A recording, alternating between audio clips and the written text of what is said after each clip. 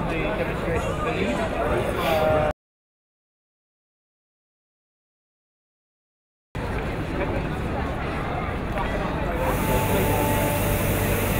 Both human rights of the Palestinians.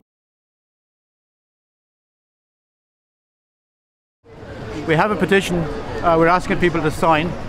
We're trying to make people aware that an Irish multinational company called Cement Roadstone Holdings, which are the largest Irish multinational company, are involved in building the wall, the illegal apartheid wall in the West Bank. They're involved in building the illegal settlements, and they're involved in building the whole settlement infrastructure.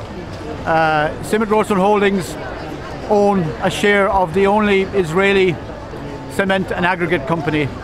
So they are actually profiting from building the wall in the occupied West Bank, profiting from the settlements and profiting from the whole settlement infrastructure.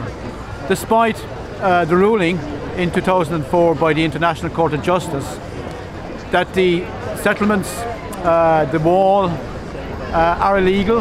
The wall actually separates people, Palestinians, from their land, from villages.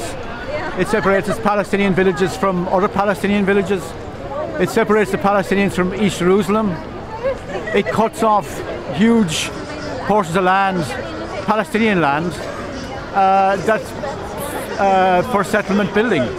So what the wall is doing is taking half the 22% of, which is the 22% of Palestine, that is the occupied Palestinian territory, and the wall is going to take 50% of that 22%. So the Palestinians will be left with 11% of the total area of Palestine. And the wall actually is separating farmers from their land, separating children from school, separating people from praying in East Jerusalem, separating people from going to hospital in Jerusalem, where the main centres of Palestinian culture are as well. So we're trying to show people what actually happens at checkpoints. We were highlighting Israeli checkpoints, the over 500 checkpoints across the occupied Palestinian territories.